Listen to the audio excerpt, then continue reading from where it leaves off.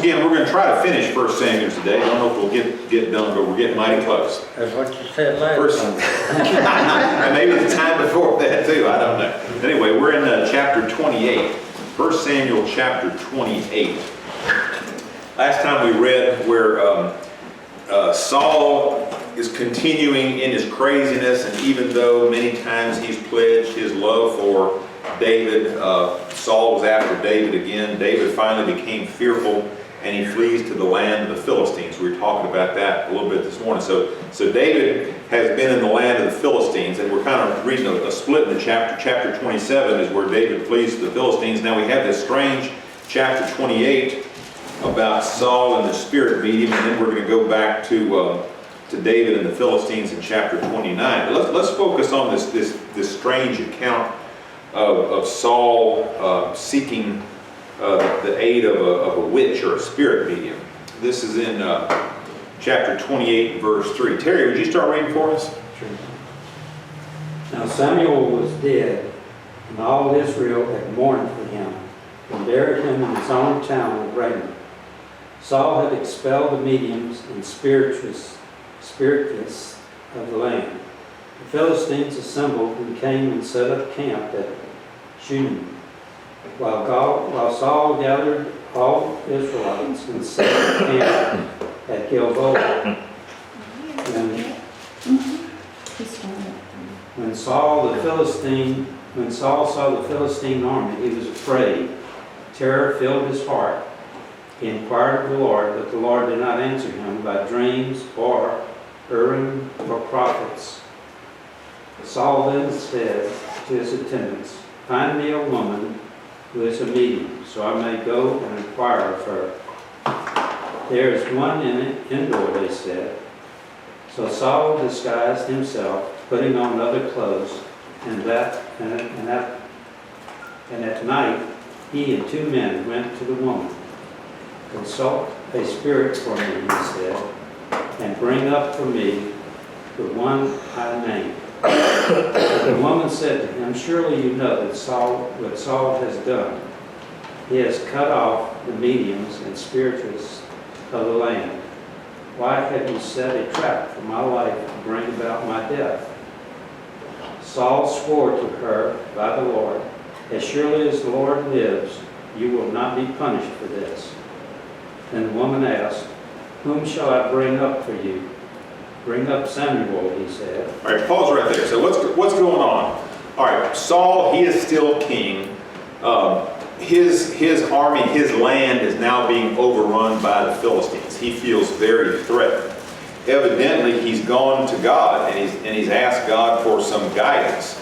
He said, but the Lord didn't answer him, either in dreams or by reference to the Urim and the Thummim, or by the prophets. So in other words, God had just completely gone dark. And so what does Saul do? Saul is looking for a witch. He's looking for a spirit medium. And what we see here is that Saul has basically banned all of the witches from the land. And why did he do that? They weren't saying what he wanted them to say. Well, maybe, but the Levitical laws were very strict. The Levitical law said that you shall not suffer a witch to live. So if a witch appeared in their midst, they were supposed to stone her to death. And so it was forbidden by the Levitical law. And evidently that the practice had grown up probably during the time of the judges, that there were some around. But Saul, evidently he laid the law down, and in doing so he did the right thing. But now he's gotten desperate. So what's he doing? He's absolutely going against God. He's looking around for a witch. And what's he looking for? He's looking for some advice from his old buddy Samuel, who has died. Okay? And so what's very interesting here is we think, and here's what I wanted us to think about. I challenged you to do this last time. And there are 2 schools of thought on Samuel coming back from the dead, or his appearance here.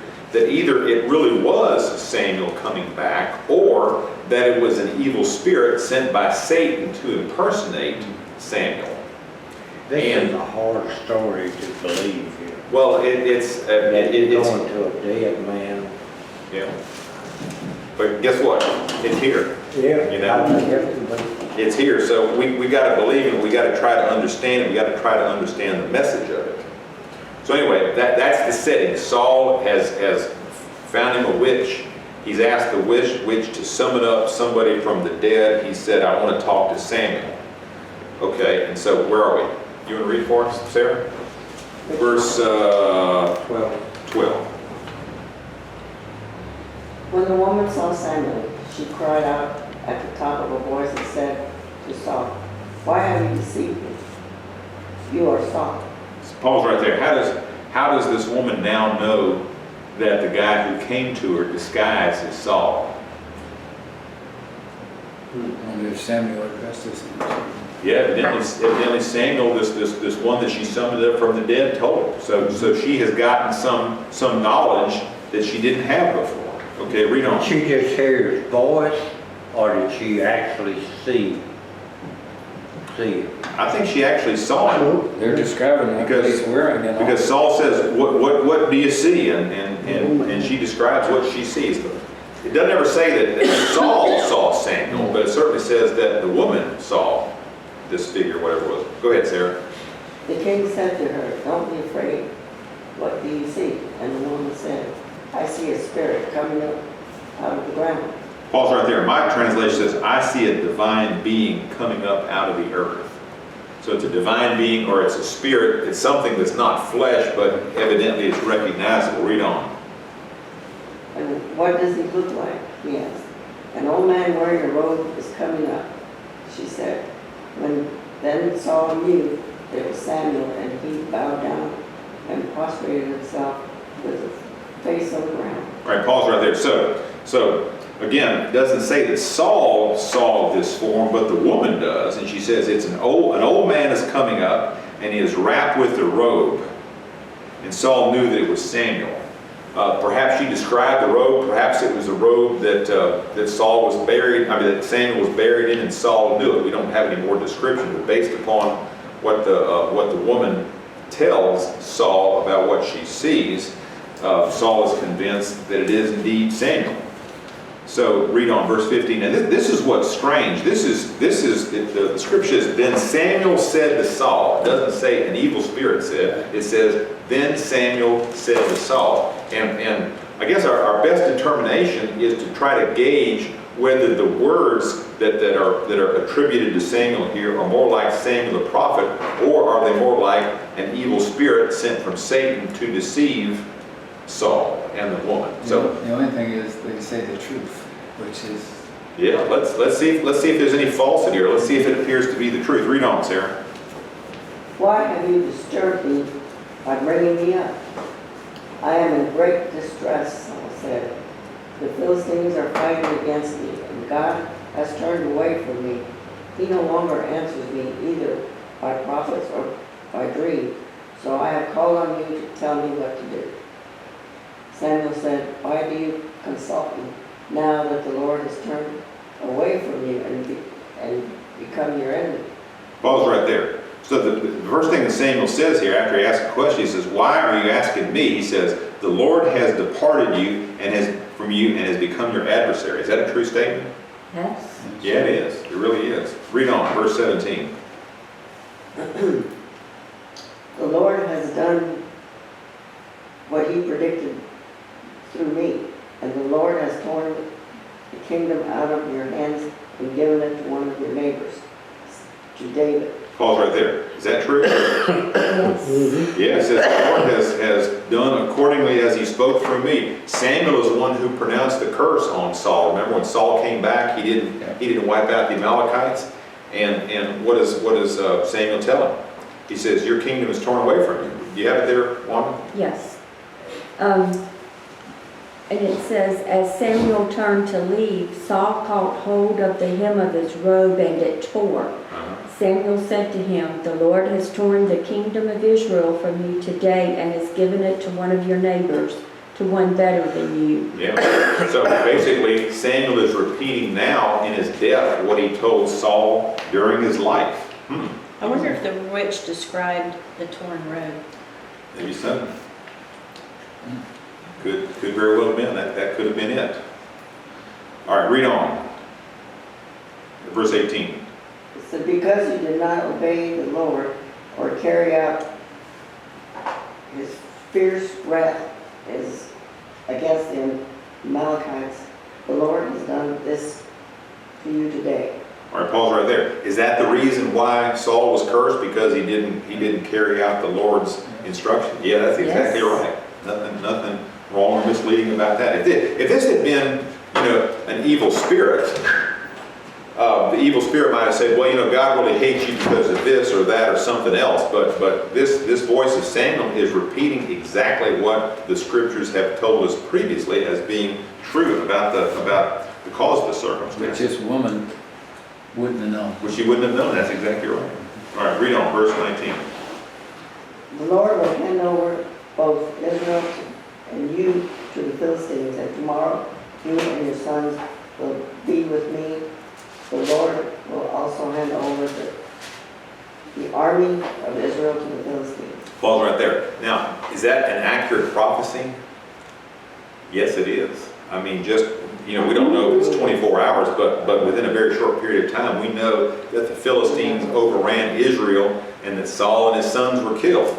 Okay, so based upon this, what do we deduce about this? Is this an evil spirit, or is this actually Samuel come back to life after death, speaking these words to this woman that are conveyed to Saul? It's actually Samuel. That's what it seems like to me. And that being the case, why do we have that? I mean, this seems really bizarre. A witch is doing what witches do, summoning somebody back from the grave, somebody coming back from Sheol and is actually speaking the truth, both in terms of what has happened in the past as well as a prophecy. Why do we even have this here? Well, I think, God has proven in the past that he will use other sources for his benefit. Yeah. And I guess it was just again to make Saul realize that this is brought on by himself. Not really sure. That's true. That really drives the nail in Saul's coffin, doesn't it? Yeah, he's... Well, he wasn't I really, really- I'm sorry. I'm sorry. He wasn't really listening to Samuel when Samuel was alive. Yeah. So maybe he would listen to this one. Go ahead. I have a footnote here that talks about, did Samuel really come back from the dead at the medium's call? The medium shrieked at the appearance of Samuel. She knew too well that the spirits she usually contacted were either contrived or satanic. Somehow Samuel's appearance revealed to her that she was dealing with a power far greater than she had known. She did not call up Samuel by trickery or by the power of Satan. God brought Samuel back to give Saul a prediction regarding his fate, a message Saul already knew. This in no way justifies efforts to contact the dead or communicate with persons or spirits from the past. God is against all such practices. Yeah, I agree with that. Let me add something else to that. Can you think of any other circumstance that we've read up to this point in time? Here we are in history. We're right to the point of Saul's death. Have we ever heard of anybody coming back to life after they had died, or anybody communicating? Or has there been any indication that Up to this time. up to this time that life continues after the physical death? Yes, in Judges. Where? I have to find it, but Is it was in Lazarus- Judges. Before this time or after? Lazarus in New Oh, Testament. Lazarus, New Testament. And you got Ezekiel, that's yet to come, right? The bones. And we have in Isaiah, not Isaiah, Not Lazarus. What's the guy's name? Elijah brought a widow's son back from the dead, but that's afterwards too. The guy that died the fella that was like king or something, and he wasn't paying attention, and then the guy said he saw, I want to say Lazarus in hell. I'm That's New sorry. Testament. That's all in In New not in Testament. hell. He was in, He's in the bosom of Abraham. yes. Yeah, that was New Testament. That's New in Luke. Testament. But it was the guy who had the idols that was from Dan. That priest that Yes, he was supposed to be a priest. And they took him, he set up his own thing with them. And then later on, they had another encounter with him. That's the one I'm thinking about. I know some group took him to be their own and took their stuff, but I don't recall him being there.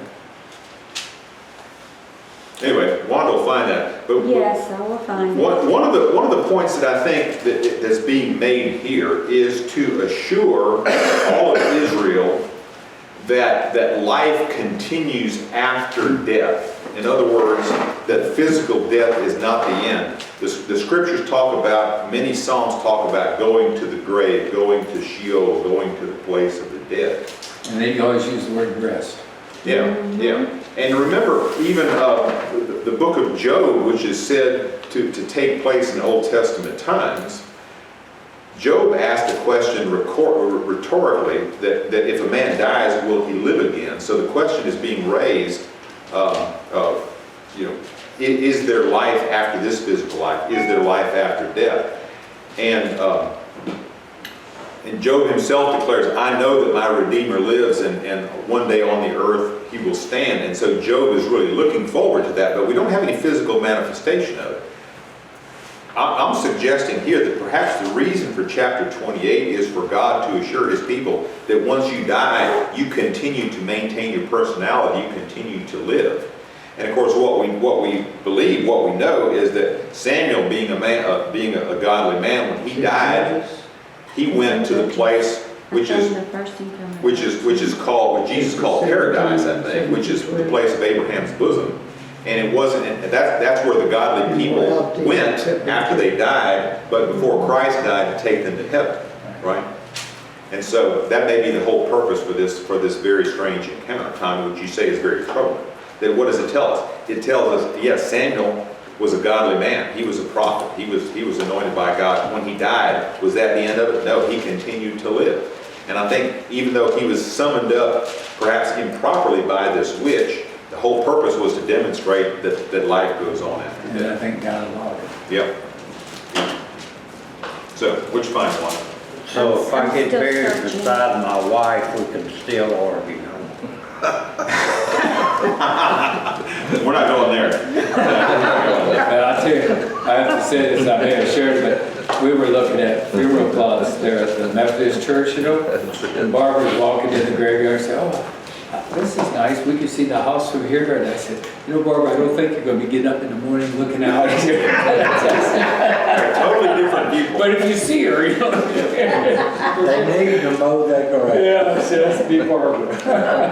All right, Troy, would you pick up verse 21? I believe I'll pass. All right, Pat, Tommy, you want to read? Let's see, 21. 21. Okay. When the woman saw how talented he was, she said, Sir, I obey your command at the risk of my life. Now do what I say, and let me give you something to eat, so you'll regain your strength for the trip back. But he refused. The men who were with him addressed their plea to that of the woman until he finally yielded and got up and sat up on the bed. The woman had a fattened calf, so she hurried out and killed it dough and baked unleavened bread. She brought the meal to the king and his men, and they ate it. Then they went on into the night.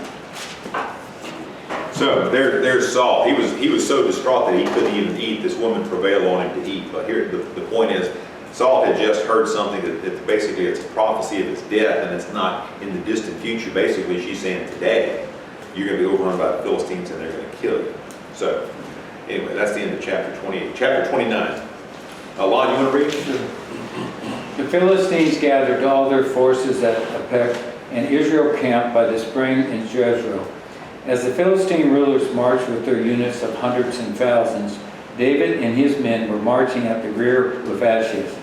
The commander of the Philistines asked, "What about these Hebrews?" Achish replied, "This Is this not David, who was an officer of Saul's king of Israel? He has already been with me for over a year, and from the day he left Saul until now, I have found no fault in him. All right, pause right here. What's going on? David and his men have gone up to the camp of the Philistines.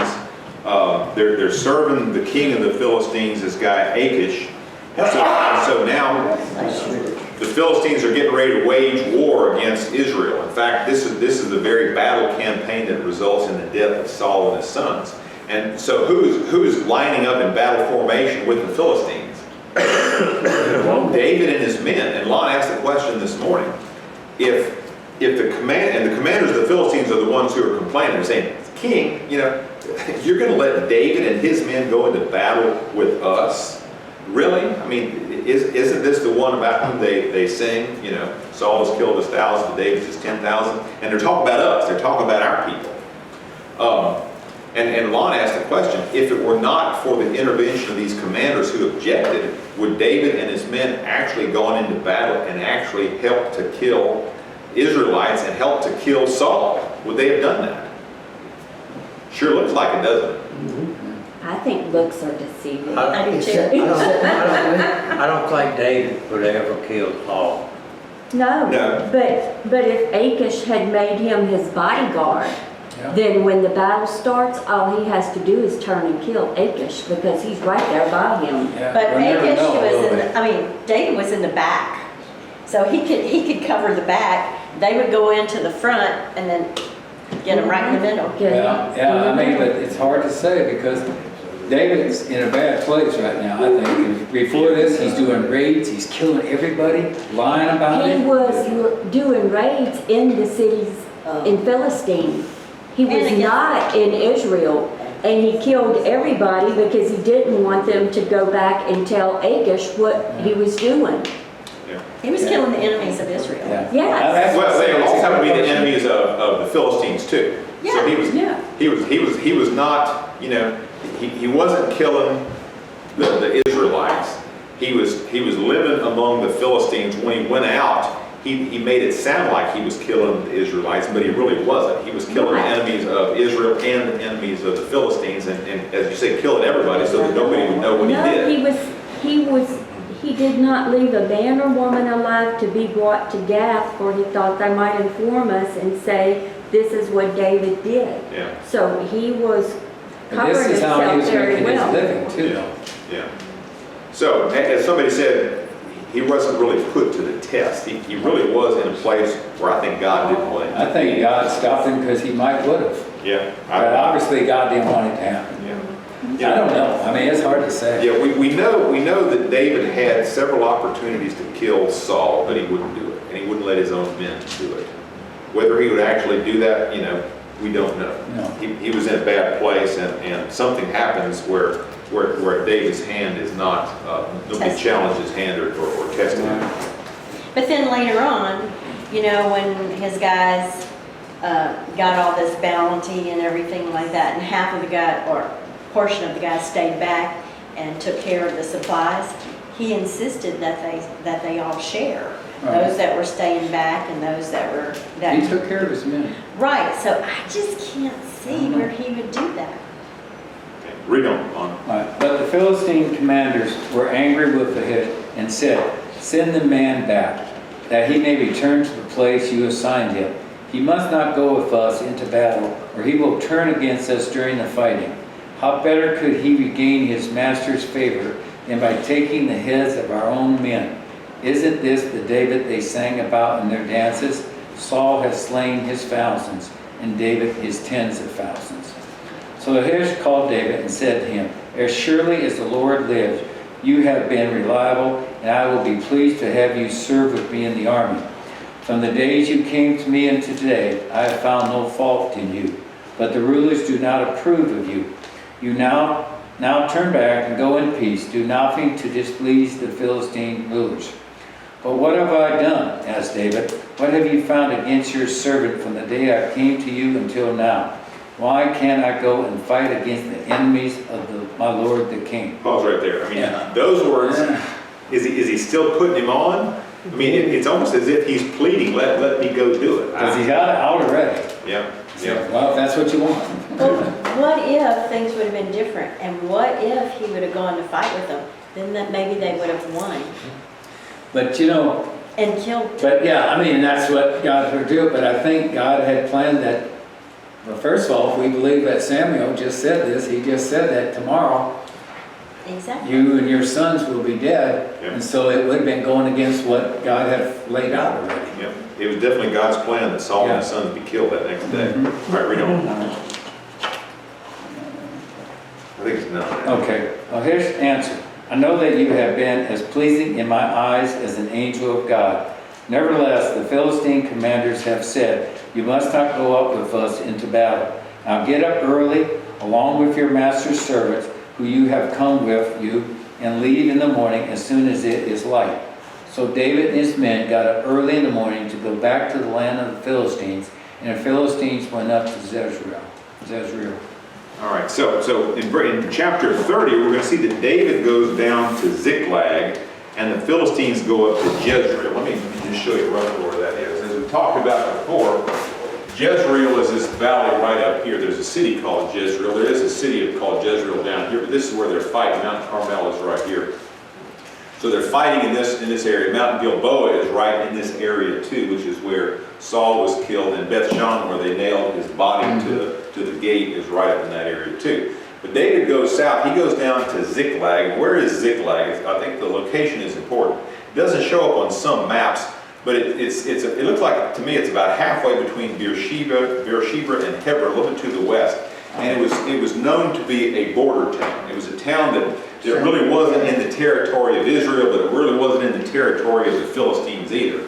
We read in an earlier chapter that Achish had actually given Ziklag to David, and it was going to be his town, and later on it did become part of Israel's control. But at this particular time, it's sort of a border town. And so what we see is that David winds up in this place that's neither fish nor fowl, okay? It's neither Israel nor Philistia. So it's sort of a border town. He's on the edge. And I think it's very significant to the message of this chapter that that's where this is geographically taking place. So if we look by scale, I guess that must be 30, 40 miles, huh? I think it says 50 kilometers. Yeah. In this one, it shows that it's in the land of Simeon, the land that Yeah. Simeon was given. Yeah, Simeon is entirely within the land of Judah. Yeah, so it's kind of in that southern area, but it's not one that was totally taken over and occupied. Just like, the Simeon should have taken over all the land where the Philistines were, the land of Gaza, but they didn't do it. So Right. anyway, that's where he is. So David goes to this border town, if you will. Let's see what happens there. Jackie, would you read for us chapter 30?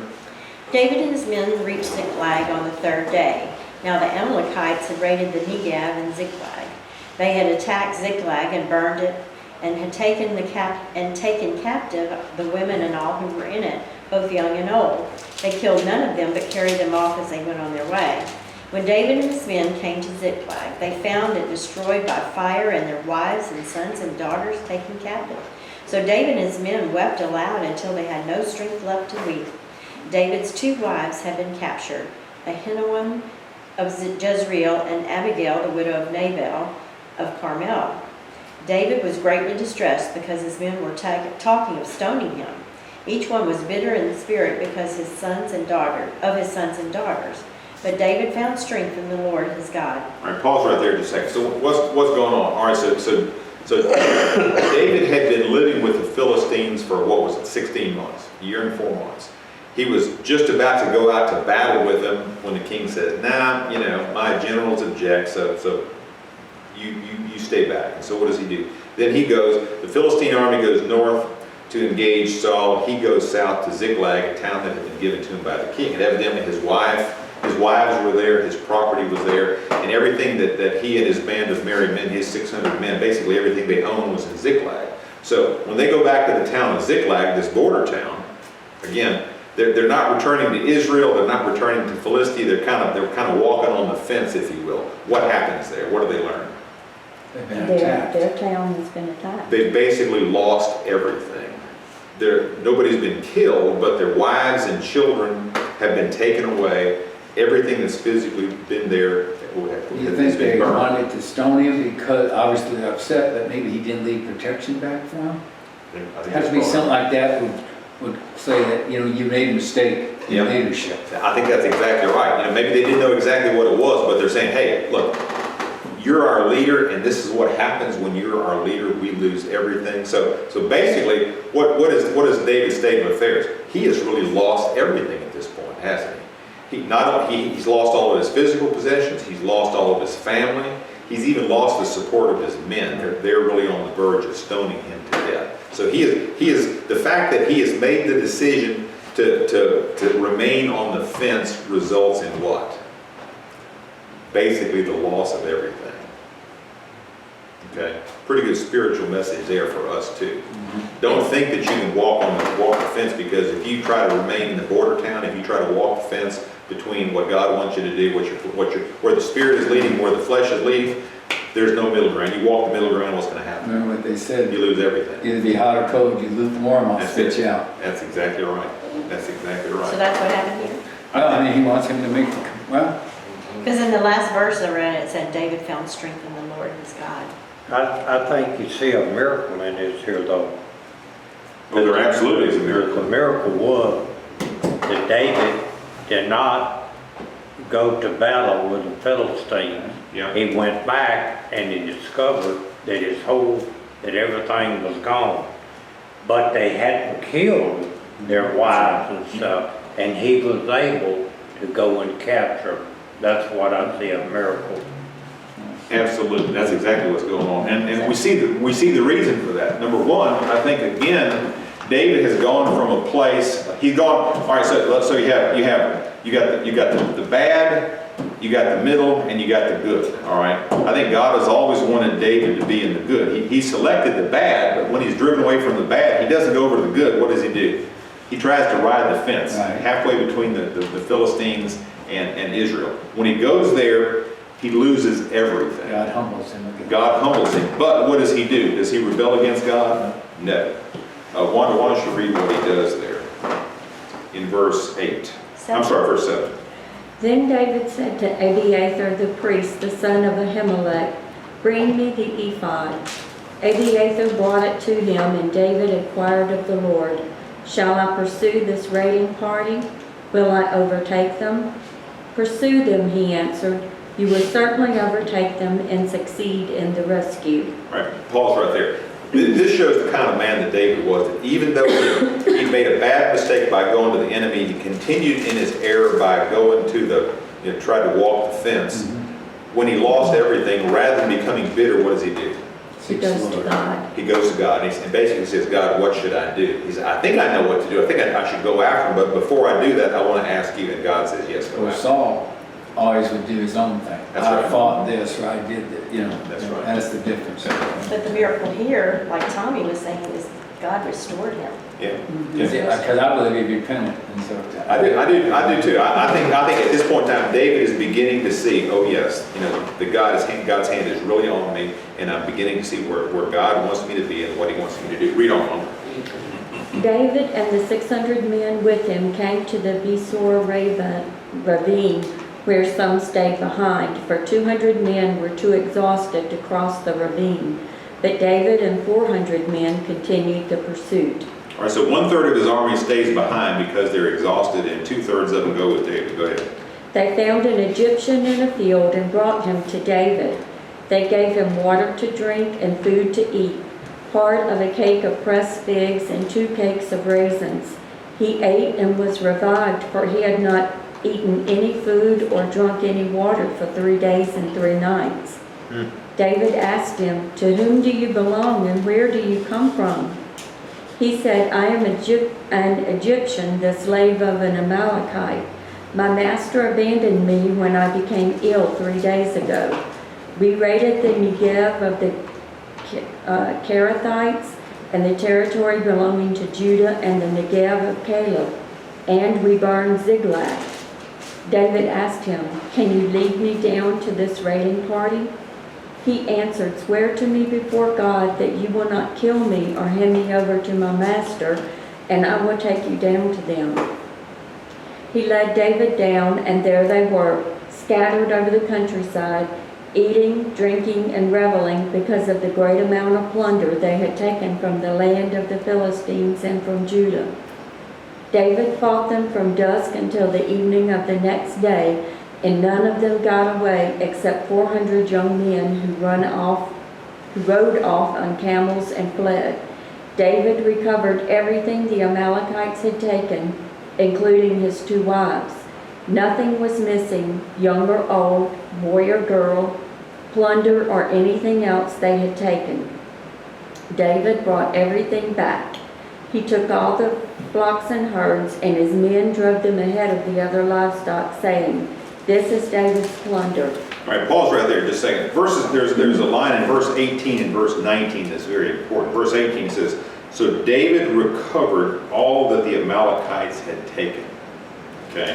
And then again in verse 19 it says, "Everything was taken, David brought it all back." There's a very powerful spiritual message here with David foreshadowing Christ and the Amalekites representing what? Satan. Satan, and everything that Satan takes. So this says, David recovered all that the Amalekites had taken. Again, the translation is, Christ has recovered everything that Satan would take away from us. And in verse 19, David brought it all back. Christ brings it all back to us. And the idea is that David had lost everything. Why? Because of his sin and his indecisiveness. He didn't make a decision for the Lord. He first he went to the wrong place, and then he went to the middle ground. Those were mistakes. But David repented. He sought the Lord, and then as a result of that, what? The Lord brings it all back to him because of his act. Because it's a restoration. Actually gave him more than he had because he got plunder from those other villages that were raided. That's right. So, Reminds you of Job, doesn't it? huh? Reminds you of Job. Exactly. He got more, and we're going to see later on that when they bring all the spoils together, some of the 400, some of the 2/3 who went in said we're not going to share it with the guys who stayed behind. And David said no. In verse 22 it says, for as his share is who goes down to the battle, so shall his share be who stays by the baggage. They shall share alike. And so the idea is that as long as you're participating, you will receive the same grace. Remember, Jesus told the story about the laborers, Yes. one who comes in the morning and one who comes just 30 minutes before the whole idea is no, everybody gets the same reward if what?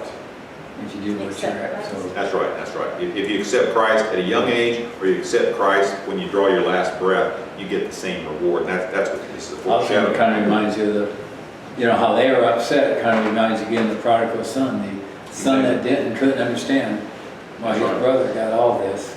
That's right. And so it's interesting that when the spoils come back, it says, now when David came to Ziklag, he sent some of the spoils to the elders of Judah. And in verse 27, he sent to some to Bethel and some to Ramoth, and then some to here in verse 29, and some there and some here and there. So we see that David got all these spoils and he starts spreading them around. Now, are these the areas that were attacked, or is he giving it to Israel? I think he's giving it to Israel. Okay. He's giving it to Israel. Well, this says at 30 that he, to those and all the other places where David and his men had roamed. Mhm. So it was all the places where Oh, they he's had paying them sheltered. back, thanking I think, them. yeah. Yeah, he's paying it back. It sort of reminds me of a political payoff. Yeah. David, That's where it started. Huh? the question is going to come up. Saul is going to be dead, right? And so the question of Israel, who's going to be our next king? Well, I bet the guy that kind of stuffed your wallet the last time. I make light of that. God had, time has been called on me. So we're not going to be able to finish. In chapter 31, next time we're definitely going to finish because we're going to talk about Saul's death, and so we're going to also venture next time into the book of 2 Kings. Where are we historically? We're about 1010 BC at the time of the death of Saul. So we'll pick up there next time. Any other questions or comments? Yes. I know that looking at all these pictures, that everything looks barren. Yeah. How did they produce the logistics to support all these soldiers and stuff? Because I understand that this area is about the size of half of Louisiana. about a fourth the size of Louisiana. It's a very small place. There are parts of Israel that are very barren. That area that Juan was talking about, the Negev down in the south, that's some barren, that's some terrible looking land. But there's some very lush areas. You know, God described the land of Canaan, where he brings people back to, as a land flowing with milk and honey. And it was, and it is now. There are areas where they have some, you know, tremendous crops that they grow. Well, these ruins, like David killed 10,000, these ruins, would they support 10,000 people? Yeah, there were some pretty big towns there. Pretty big towns, yeah. But a lot of them are nomads too, I think, huh? They were. You know, They had quite a number of cities. Our guide said that God gave Israel water, and he gave all the countries around it oil. If that tells you something. Water was a lot more valuable back then than oil was. Things do change, though.